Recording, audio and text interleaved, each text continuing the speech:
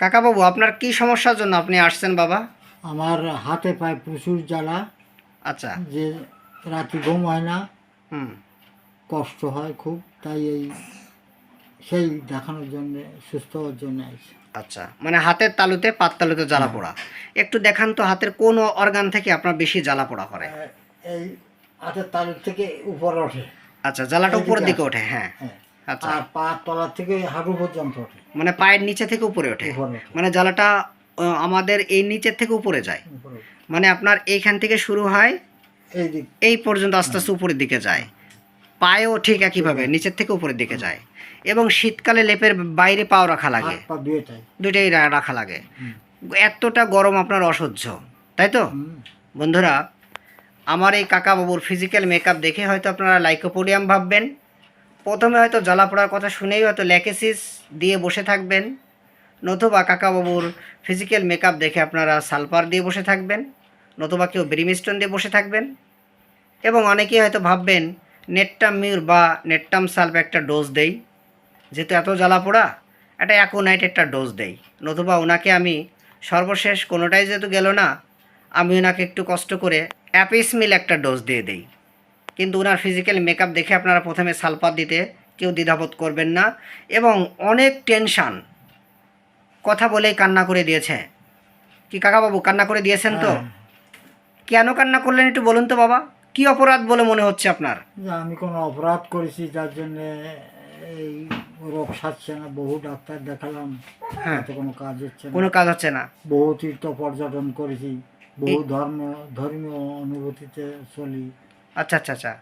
এবং আপনি বিশেষ করে অ্যালোপ্যাথি ওষুধও খেয়েছেন, ইন্ডিয়াতে গেছেন? হ্যাঁ, খেয়েছি। ইন্ডিয়াতে না কোথায়? হ্যাঁ, ইন্ডিয়াতে। ইন্ডিয়াতে এই রোগের জন্য গেছেন এই ডাক্তার রোগের দেখানোর জন্য? হ্যাঁ। তা খাওয়ার পরে? 3 ডাক্তার দেখাইছি। যাই হোক, মানে দেখাইছেন ইন্ডিয়াতে 3 ডাক্তার দেখাইছেন, আর অনেক দেখাইতে পারেন। তো কোনোভাবে আপনার এই জ্বালাপোড়া না, কমতেছে না, না, মানে সারতেছে না, আরও না, বাড়তেছে। বাড়ছে। এই তো কথা।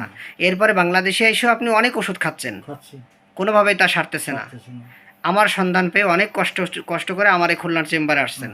অনেক কষ্ট হয়েছে না বাবা? তা তো। দেখি আপনাকে আমি কতটুকু ভালো রাখতে পারি আমার এই ক্লাসিক্যাল হোমিওপ্যাথির মাধ্যমে। তো আমি যে ওষুধগুলো বললাম বন্ধুরা, আমরা যদি এই কেন্টের রেপার্টরি থেকে দেখতে যাই, হাতে পাতলে জ্বালা পোড়ায় কী কী মেডিসিন কাজ করে, প্রায় 40 থেকে 42টি মেডিসিন কাজ করে। কাকাবাবু, আমি ব্যাখ্যা দিয়েছি না? দেখাইছিও তো ডাক্তারবাবু। এই বইয়ের কত পেজ আমরা পেতে পারি? 1303 পেজ। দেখি আমরা একটু দেখি 1303 পেজ যে আসলে কতটুকু কি দাদা বললেন, ডাক্তারবাবু বললেন। 1303 পেজ স্কিন চ্যাপ্টারে।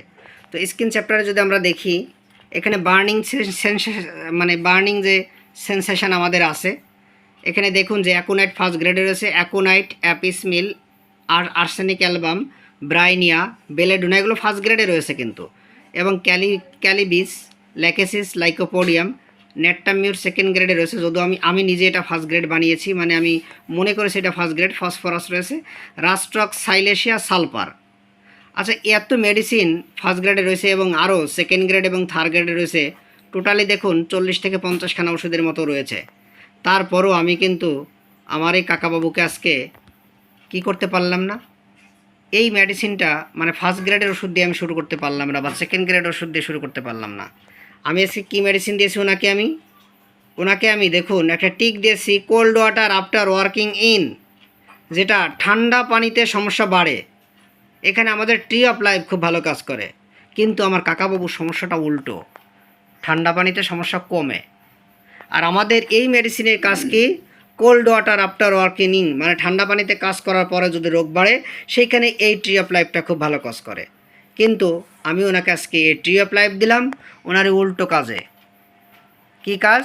ঠান্ডা পানিতে সমস্যা ভালো থাকে, ঠান্ডা আবহাওয়ায় সমস্যা বাড়ে আপনার, কিন্তু ঠান্ডা পানি যদি আপনি পায়ের তলায় দেন বা মানে পা ভিজান বা ফ্যানের বাতাস দেন, অনেক ভালো লাগে।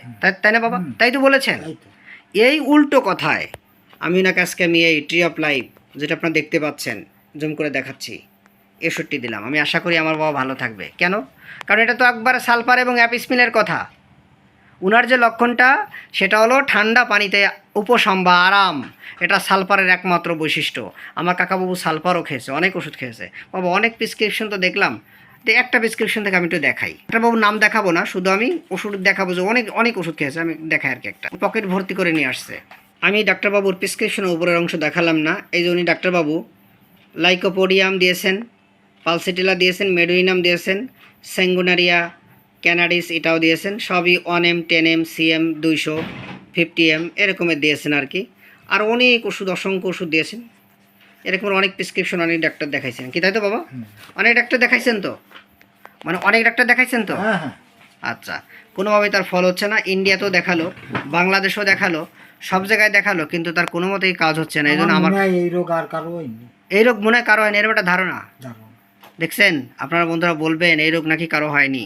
আমি প্রতিদিন আপনাদের রেপার্টরির আলোচনার সাপেক্ষে এবং আমার ক্লাসিক্যাল ক্লিনিক্যাল এক্সপিরিয়েন্সগুলো আপনাদের সাথে শেয়ার করে থাকি।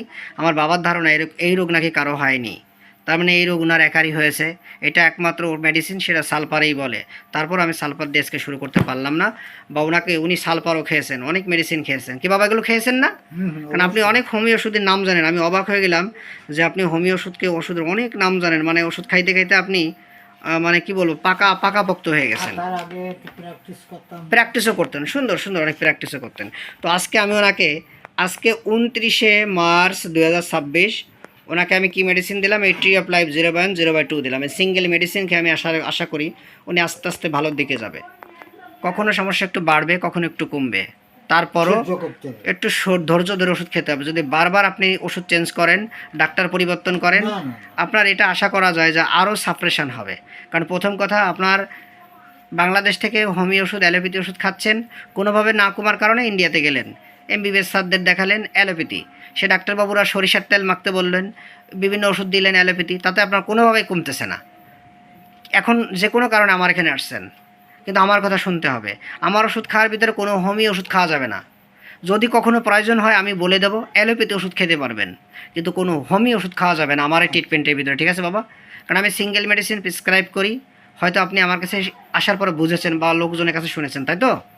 তো আমি আমার বাবাকে কেন আজকে ট্রি অফ লাইফ দিলাম এটাই জানাবো। কারণ উনি কিন্তু সালফারের রোগী, ওনার পুরো মেকআপ, পুরো ফিজিক্যাল মেকআপ সম্পূর্ণ। কারণ ওনার স্ল্যাকেসিস ভাবা যায়, লাইকোপোডিয়াম ভাবা যায়। তারপরও আমি এটা না দিয়ে ওনাকে সালফার প্রথম ভাবছিলাম, এবং উনি সালফারই খেয়েছেন। এবং ওনাকে আমি কেন আজকে ট্রি অফ লাইফ দিলাম।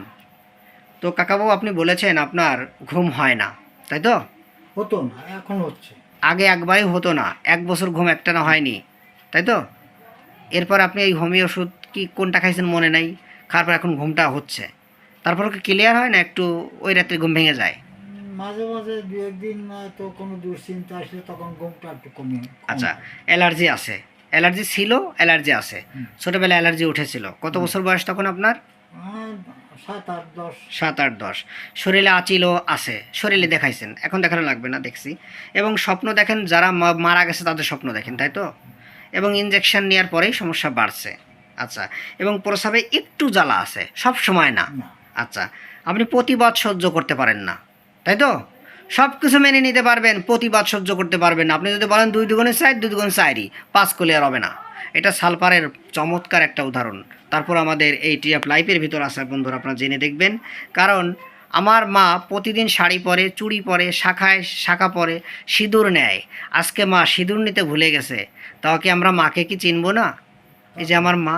তার মানে আমাদের সবসময় কি ট্রি অফ লাইফই ভালো কাজ করবে তা নয়, বা সালফারই ভালো কাজ করবে তা নয়। সালফারের উইকে কেন আমি এসকে এটা দিলাম, আমি আশাবাদী আমার কাকাবাবুর সমস্যা ভালোর দিকে যাবে। আচ্ছা, আপনি একা থাকতে পছন্দ করেন, তাই তো? অবশ্য। এবং আপনার গান বাজনা শুনলে, গান বাজনা করলে কান্না পায়, কান্না করে দেন।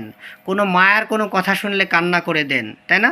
আমাদের রেপার্টরিতে দেখবেন কান্না চলে আসে গান বাজনায়। আমাদের একমাত্র ফার্স্ট গ্রেডের মেডিসিন আমাদের ট্রি অফ লাইফ। এবং কষ্টের কথা হলে কান্না চলে আসে, অবশ্য। যে আমার এই রোগ মনে হয় কারো হয় না, আমার হলো, আমি কি অপরাধ করেছি, তাই না? এই অপরাধের কথা বলে আপনি কান্না করে দিয়েছেন আমার এখানে এসে। কি ডাক্তারবাবু কাঁদছে তো? আচ্ছা, এই কান্না করে দেয়। আমাদের রেপার্টরিতে অনেক মেডিসিন আছে, তার ভিতরে কিন্তু ট্রি অফ লাইফটা এত বেশি নাই, যদিও এটা থার্ড গ্রেডে রয়েছে। আপনার কাছে কেউ আসুক এটা আপনি চান না, কেউ স্পর্শ করুক আপনি চান না। এজন্য বালিশ কয়টা নিয়ে ঘুমান? 3টা। আর অল টাইম কীভাবে বসেন একটু দেখান, বসে আছেন। আমি ওনাকে এই একটা আনকমন মেডিসিনে আমি কিন্তু ওনাকে লক্ষণে আমি কিন্তু এই মেডিসিনটা আজকে অ্যাপ্লাই করেছি।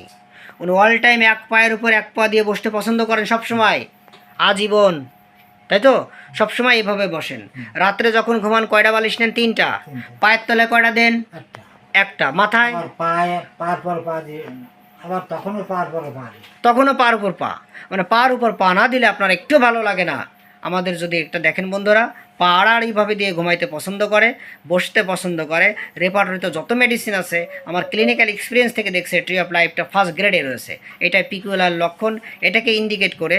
এবং ওনার উল্টো একটা কেস, যেটা ঠান্ডায় ওনার ভালো লাগে, কিন্তু আমাদের ট্রি অফ লাইফে লেখা আছে ঠান্ডা পানিতে কাজ করার পরে বাড়ে। সেখানে আমাদের ট্রি অফ লাইফ ভালো কাজ করে। তারপর আমি ওনাকে আজকে দিলাম, দেখা যাক আমার এই কাকাবাবু সামনে মাসে কতটা ভালো থাকে আপনাদের আমি অবশ্যই জানাবো। এবং ওনার কাছে উনি একা একা ঘুমাতে পছন্দ করেন, কেউ কাছে স্পর্শ করে এটা চায় না। এবং পাশাপাশি মিষ্টি কেমন পছন্দ? খুব। প্রচণ্ড।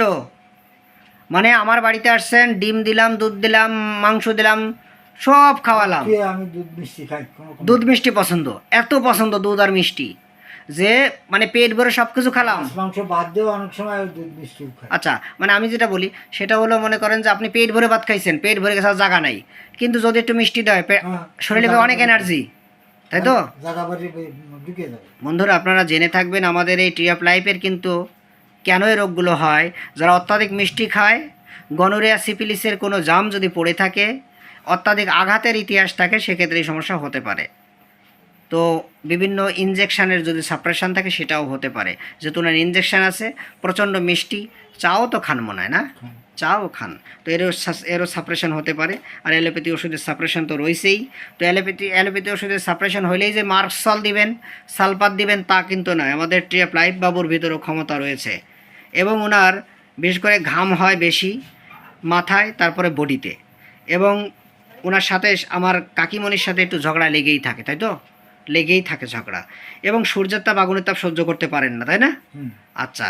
এবং অপরিচিত স্থানে ঘুম হয় না, এই তো বলেছেন নাকি ভুল আছে আমার কথা? আপনার এই কেসটি যদি আমার জুনিয়র ভাই বোনেরা এবং জনসাধারণরা যারা আছে আপনার মতো কষ্ট পাচ্ছে, তারা এই ভিডিওটা দেখে যদি তাদের মনোবল বাড়ে, এতে আপনার কোনো সমস্যা আছে? সমস্যা নাই তো? আমার না সমস্যা আছে? সমস্যা নাই তো? না না। ঠিক আছে, আপনি ভিডিওতে সাহায্য এবং সহযোগিতা করার জন্য অসংখ্য ধন্যবাদ। বিদ্যুৎ চলে গেল। তো আমি আশা করি আমার এই কাকাবাবুর ভালো থাকবে। আমি সামনে মাসে ফলো আপ দেবো, যে সে কতটা ভালো থাকে আমি এটার ফলো আপ দেবো। আপনারা ভিডিওতে সাহায্য এবং সহযোগিতা করার জন্য অসংখ্য ধন্যবাদ।